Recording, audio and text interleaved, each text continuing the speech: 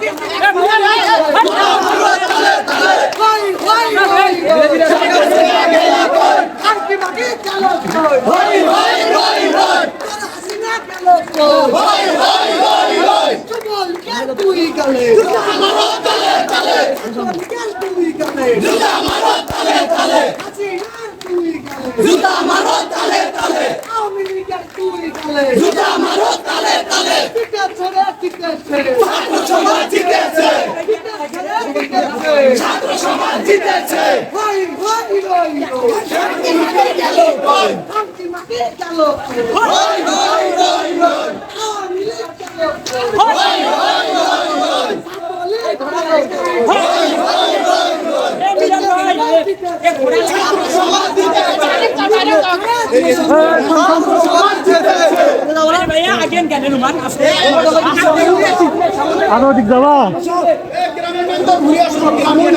পাঞ্জাব থেকে ঘুরে আসো আসো হ্যাঁ হ্যাঁ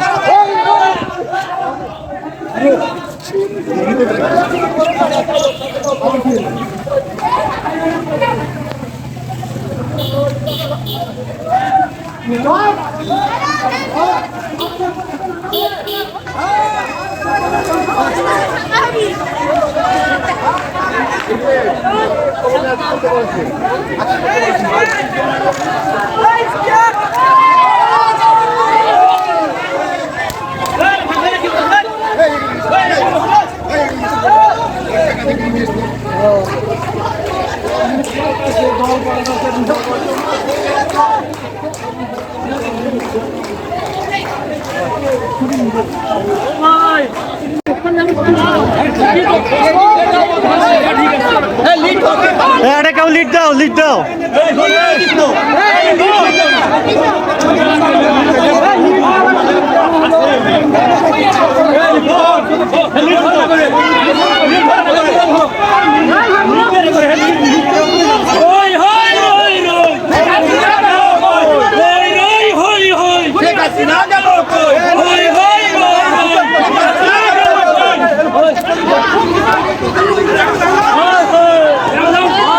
যত আছে নামাও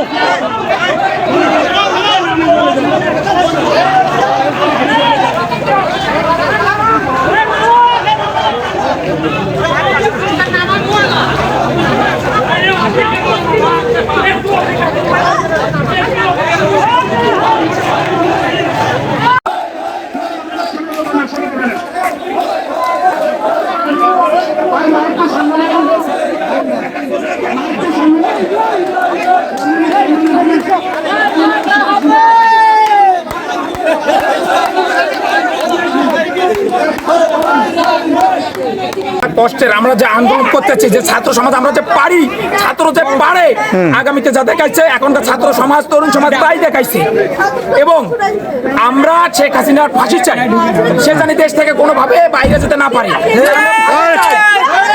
আওয়ামী লীগ সাধারণ শিক্ষার্থীর উপর যে গুলি করেছে, পুলিশ প্রশাসন যে গুলি করেছে, তাদের বিচার করতে হবে।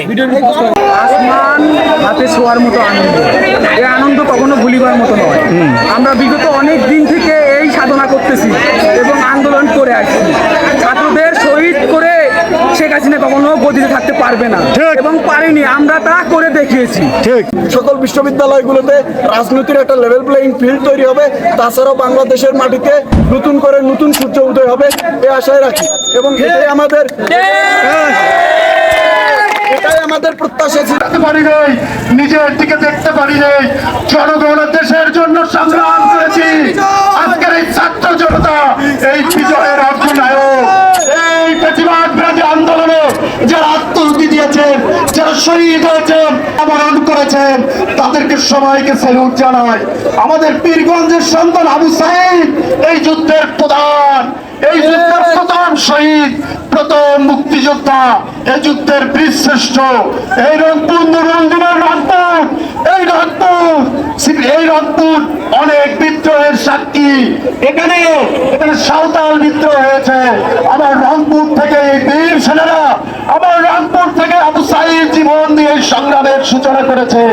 আজকের বাংলাদেশ প্রতিবাদ মুক্ত, আজকের বাংলাদেশে প্রাণ খুলে নিঃশ্বাস জন্মভূমির মানুষ, এই রাজ্যের প্রধান কর্তা, আগামীতে যারা নেতৃত্ব দেবে তারা বলেছে এটা দ্বিতীয় মুক্তিযুদ্ধ। কেন বলেছে জানেন? এদেশে কোনো মানুষ রাতে ঠিকভাবে ঘুমাতে পারতো না, এদেশে কোনো মানুষ ব্যবসা করতে পারতো না, কোনো মানুষ চাকরি করতে পারতো না। এই খুনি হাসিনা আর তার দোসররা গ্রামগঞ্জ পাড়া মহল্লা সমস্ত জায়গা দখল করে আমাদেরকে জিম্মি করে, আমাদেরকে অস্ত্রের মুখে রেখে, ভয় দেখে, ভীতি দেখে এরা শাসন করত। আজকে ভাই তারা